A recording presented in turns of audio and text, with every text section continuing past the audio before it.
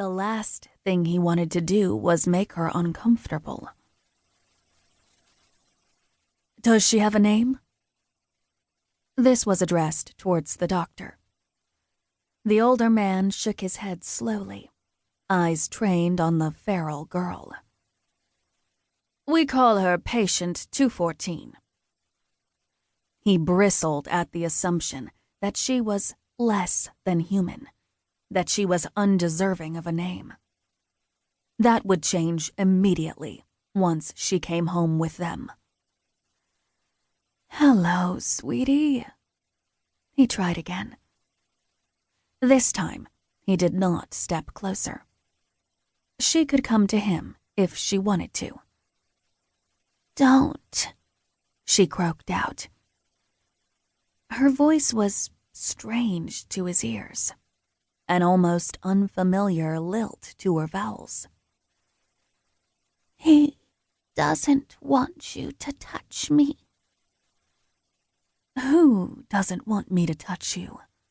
he asked, glancing over his shoulder at the stone-faced doctor. Had the doctor said something to her? From his apathetic expression and the stiff shake of his head, the man reasoned that he hadn't. "Who are you talking about?" the man repeated. The little girl stared up at him. Despite her young age, there was a coherence in her expression that was startling.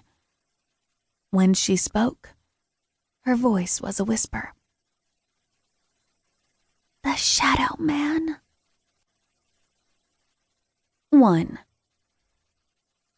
Present day. The house was nice. Not the most eloquent description, but there were no other words I could think to use. An immense structure with protruding rocks created the entryway, and the flower garden had row after row of carefully planted perennials. I personally believed the house was trying too hard. The grass was green, manicured to perfection, and glinting with morning dew. A white picket fence separated the building from its neighbors.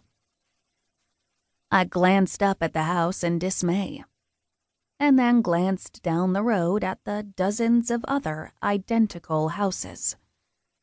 Did the builders not believe in individuality?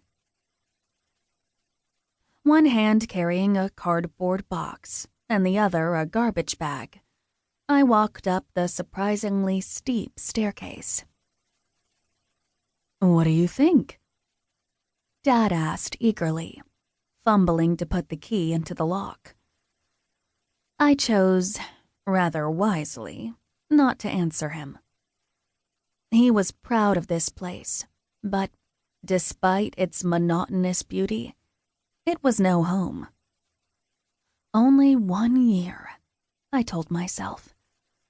1 more year until I could go back. To Dad, I said, "Which room is mine?" I plastered a singularly beautiful smile onto my face to further emphasize my point. Colt told me it was a smile that could make even angels fall. And then he proceeded to call me one of those fallen angels, so I couldn't really take it as a compliment. "I call the biggest room." Carissa pranced by me, hands empty of any belongings. Knowing her, she expected us to carry all of her stuff inside. She probably even expected us to set up and decorate her room. 12 years old, and already a little diva. "You don't get the biggest room." I rolled my eyes at her entitlement. I had always told my parents that they were too lenient with the little she-devil, too wishy-washy.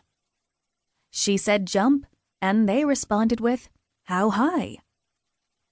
A petty version of myself might have been jealous of the way that they treated her, but I had long since accepted that her cuteness